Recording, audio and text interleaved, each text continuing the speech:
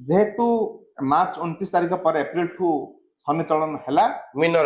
राशि रे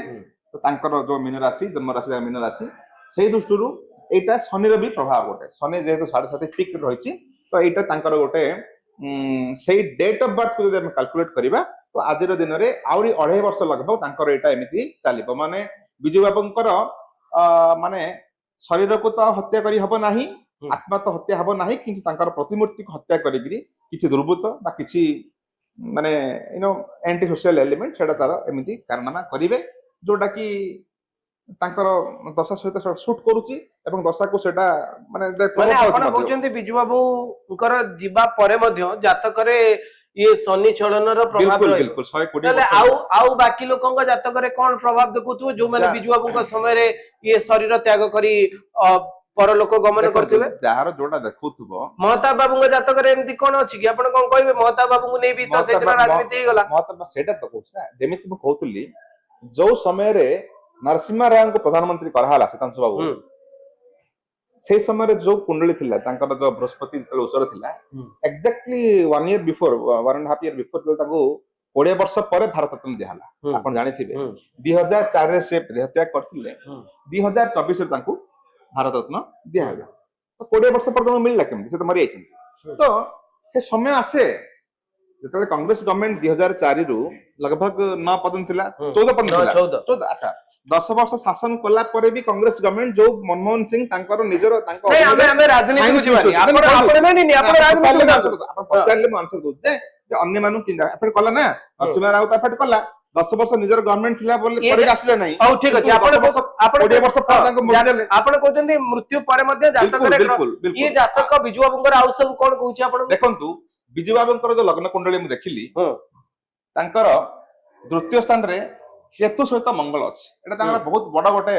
माने बिजू बाबू को तो बिजू बाबू जो माने कला बिजू पटनायक को जो बिजू बाबू नारे जो आख्या दियाला जो आपण कहले झड़र इगल बोली कहले ये हो झड़र इगल ये होची मंगल सहित केतु ये होची झड़र इगल तृतीय रे जदी मंगल अछंती तृतीय घरे मंगल रहिया माने गोटे अद्यम साहस ब्रेव पर्सन किंतु ताको एक्सपोनेंशियल तक केते बढ़े दिए माने साहसिकतार से गोटे माने लिमिट बाहर बियॉन्ड इमेजिनेशन से बहुत गोटे ब्रेव पर्सन जोडा कि एडा इंडिकेट करछि मंगल सहित केतु युक्ति तृतीय घर रे एवं ता सहित दशम घर जे रवि अछंती देखंतु लग्न दशम 1 2 3 4 5 6 7 8 9 10 दशम घर रवि अछंती रवि माने सूर्य सूर्य जेतोल जार दशम घर रहंती तार प्रोफेशन से बोले से लीडरशिप क्वालिटी रहबो inborn leader Biju Patnaik school रे भी थिबे से लढुआ लीडर गोटे थिबे सेते बेले कॉलेज लाइफ रे जिबे सेते बेले से लीडर थिबे जेते हम तापर तो जानि छ सब किछि हमें बट इंडिपेंडेंट टाइम रे भी से लीडर हिसाब रे ही माने हेतिले तो से दृष्टि तांको रवि जो अछि दशम घरे तो सेटा को बहुत गोटे माने इंडिकेट कोछि तांकर बहुत माने लीडरशिप क्वालिटी पिला बोलतो थिला ता सहित बृहस्पति सहित राहु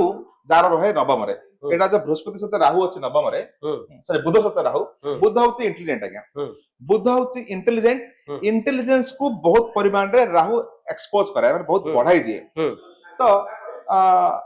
दशम माने दशम रे रवि सहित यदि बुध रहला नवम रे तो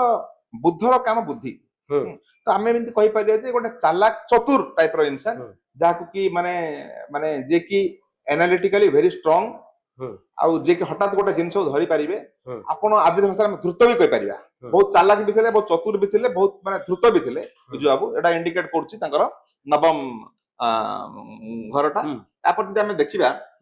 तांकर बृहस्पति सहित चंद्र को देखिबा तो एटा गोटे माने रिच कुंडली माने बहुत माने बृहस्पति सहित चंद्र को अछंती केते नंबर घर एकादश घर को इनकम रे घर को आजे एकादश घर को माने माने मनी रे घर भी कहा जाए माने बहुत गुडा इनकम सोर्स रे घर कहा जाए तो चंद्र सहित बृहस्पति माने एटा माने बहु परिमाण रे बहु संपत्ति रे अधिकारी भी रहंती एवं शुक्र जेहेतु रहला 12 नंबर घरे तो 12 नंबर घरे शुक्र रहला माने आपनकर मेष राशि रे शुक्र रहला शुक्र 12 नंबर घर को सबले कहा जाए जे गोटे माने माने मृत्यु रे घर बा मोक्ष रे घर किंतु सेही घरे अन्य समस्त रहले असुविधा किंतु जेहेतु शुक्र अछंती शुक्र जतले 12 नंबर घर रहबे तांकर नाम जश कीर्ति सबले फॉरेन रे हबो एटा होचे गोटे प्लस पॉइंट शुक्र रो